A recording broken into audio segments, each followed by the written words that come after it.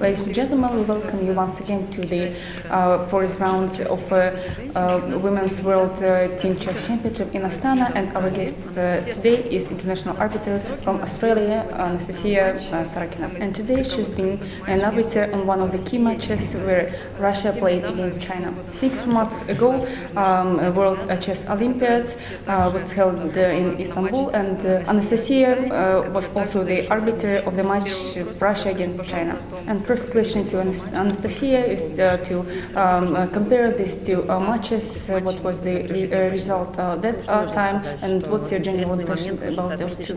And it's interesting that both times the final outcome was a draw between these two teams, and we should note that these were different composition of the team in these two cases.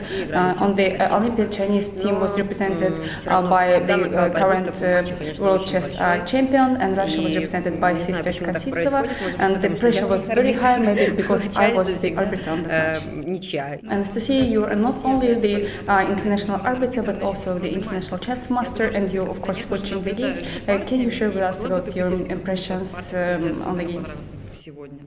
I would like to especially underline Valentina Gunina's game, this beautiful move Queen A5.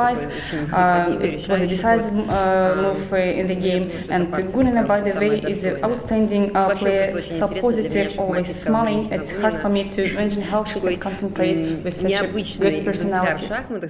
Anastasia, you've been a member of the national team for Belarus and Australia, and you very well aware about the pressure during the matches. Do you have any desire to play chess once or twice? No, I have no desire.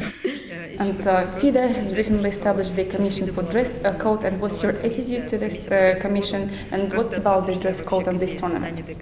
That's definitely an interesting and tricky question. We are still working on it, and my personal attitude is, of course, it's a good idea of having a dress code, but the challenge is that in chess we do not have a particular uniform like it is in some other sports, but it would be a good idea if judges would wear a uniform for you to immediately recognize them on the tournament. And it was good to see that Kazakhstan team on the first round was wearing a uniform, as well as India with the logos of their countries. And of course, we're not going to be too strict, like we're not going to discuss buttons or something, but it's something to think about. And players tend to underestimate the role of arbiters on the tournament. And you've been both the arbiter and the player. Can you say something in support of the arbiter? Probably. It's another crucial question. Of course, some chess players believe that the arbiter is there only to bring in and out their blanks to sign, but arbiters are important in terms of drawing and clock setting, and in case of any difficult unexpected situation with the clock, players would not be able for a short time to fix that out. And maybe they underestimate arbiters because of the negative experience.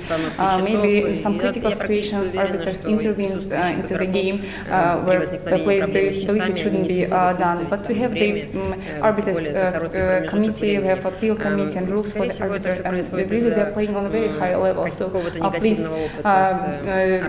do not be angry with us. We someone whom you need. And recently you've been a deputy chief arbiter on the very important event. It was a Grand Prix in Tashkent, and now you're the arbiter on the women's tournament. And can you compare like these two women and men tournaments? Is it like easier or more difficult to be on one of those?